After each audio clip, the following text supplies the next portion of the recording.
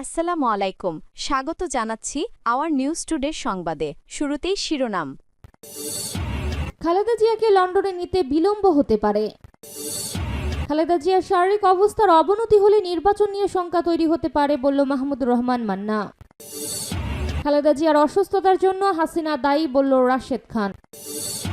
জাতীয় নির্বাচনে পুলিশ কর্মকর্তাদের নিরপেক্ষ থেকে কাজ করার নির্দেশ। আসন্ন নির্বাচন দেশের জন্য 100 বছরের ভিত্তি নির্মাণের সুযোগ বলল প্রধান উপদেষ্টা। গণতন্ত্র প্রতিষ্ঠার আন্দোলনে খালেদা জিয়ার আপসহীন অবস্থান জাতির জন্য চিরকাল স্মরণীয় বলল মাসুদ সাইদি। দেশের ভাগ্য পরিবর্তনের জন্য বড় রাজনৈতিক দলের প্রয়োজন নেই বলল মামুনুল হক। শিরোনাম শুনছিলেন, এবার বিস্তারিত। খালেদা জিয়াকে লন্ডনে নিতে বিলম্ব হতে পারে। গুরুতর অসুস্থ বিএনপি চেয়ারপারসন বেগম খালেদা জিয়াকে উন্নত চিকিৎসার জন্য বিদেশে নেওয়ার বিষয়ে কয়েকদিন ধরেই আলোচনা চলছিল।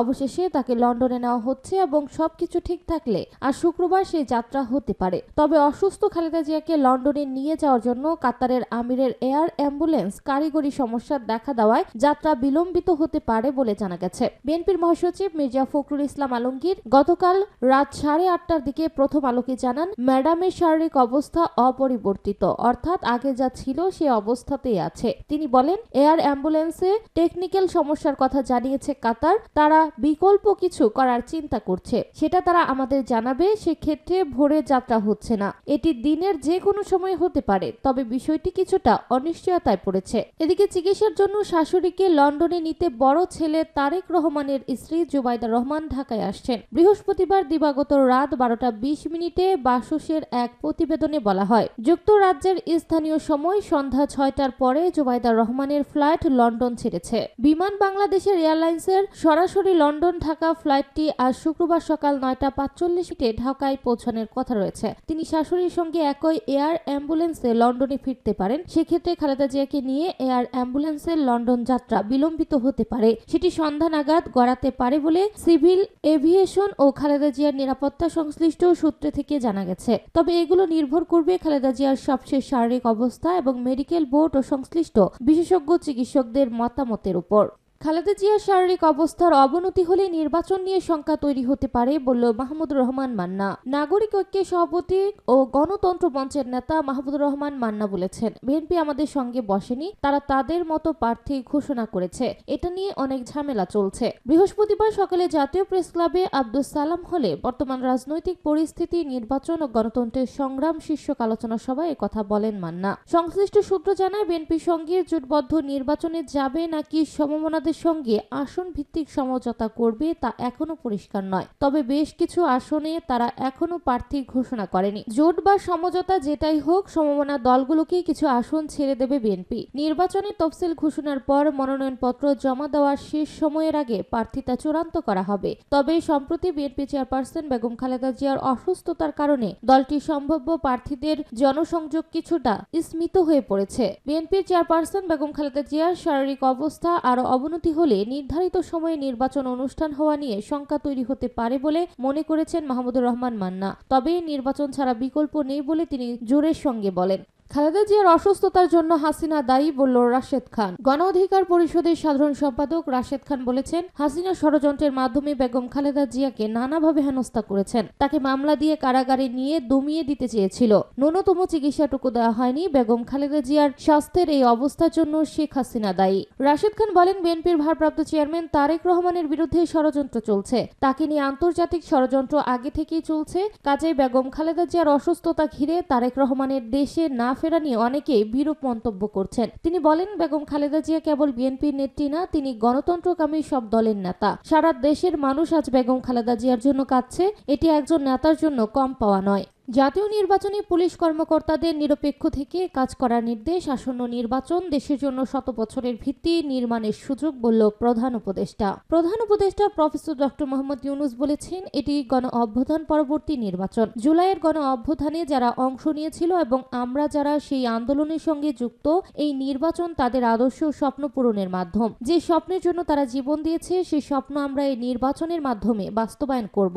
এবারের নির্বাচন কোনো সাধারণ নির্বাচন নয়। জুলাই জুলাই গণ অভ্যুত্থানে যারা শহীদ হয়েছে তাদের আত্মত্যাগের বিনিময়ে পাওয়া এই নির্বাচন। এই সংসদ নির্বাচনে নিষ্ঠা ও পেশাদারিত্বের সঙ্গে ঐতিহাসিক দায়িত্ব পালনে পুলিশ কর্মকর্তাদের প্রতি আহ্বান জানিয়ে আসন্ন নির্বাচনকে দেশের জন্য শত বছরের ভিত্তি নির্মাণের সুযোগ উল্লেখ করে তিনি এই দায়িত্বকে ঐতিহাসিক বলে বর্ণনা করেন। গতকাল বৃহস্পতিবার সকালে রাজধানীর তেজগাঁওয়ে প্রধান উপদেষ্টার কার্যালয়ে দেশের 64 জেলার পুলিশ সুপার, এসপি এবং পুলিশের ঊর্ধ্বতন কর্মকর্তাদের সঙ্গে মত বিনিময় সভায় তিনি কথা বলেন। প্রধান উপদেষ্টা বলেন, ভূমিকম্প হলে আমরা বিল্ডিং কোড মানা হয়েছে কিনা তার কথা বলি। এই নির্বাচন আমাদের সমাজের জন্য সেই বিল্ডিং কোড তৈরি করার সুযোগ। এমন একটি কোড তৈরি করতে হবে যা যত বড় ঝাঁকুনি আসুক নড়বে না। পুলিশ কর্মকর্তাদের উদ্দেশ্যে প্রধান উপদেষ্টা বলেন, আপনাদের উপর যে ঐতিহাসিক দায়িত্ব অর্পিত হয়েছে তার জন্য আল্লাহর কাছে কৃতজ্ঞ হন। জীবনের শেষে যখন আমরা ভাববো কি করেছি তখন এটি প্রথমে আসা উচিত যে আমরা এই বিল্ডিং কোড তৈরিতে অংশ নিতে পেরেছি।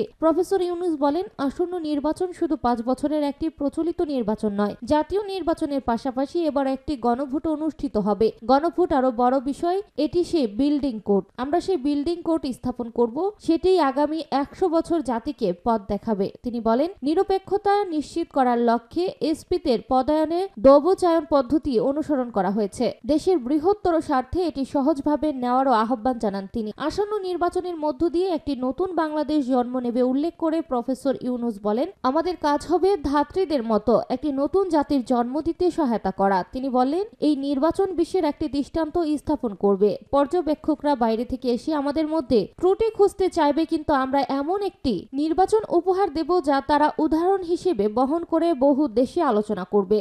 গণতন্ত্র প্রতিষ্ঠার আন্দোলনে খালেদা জিয়ার আপোষহীন অবস্থান জাতির জন্য চিরকাল স্মরণীয় বলল মাসুদ সাইদি। বেগম খালেদা জিয়া বাংলাদেশের গণতান্ত্রিক সংগ্রামের এক অনন্য অনুপ্রেরণা। দেশের স্বাধীনতা, সার্বভৌমত্ব, জাতীয় স্বার্থ রক্ষার আন্দোলনে তিনি কয়েক দশক ধরে অবিচল ভূমিকা পালন করেছেন। ফ্যাসিবাদী হাসিনার নির্যাতন, মিথ্যা মামলার পরিক্রমা এবং রাজনৈতিক প্রতিহিংসার ভয়াবহতার মাঝেও তার অটল মনোবল ও আপোষহীন অবস্থান বাংলাদেশের গণতান্ত্রিক ইতিহাসে এক উজ্জ্বল দৃষ্টান্ত।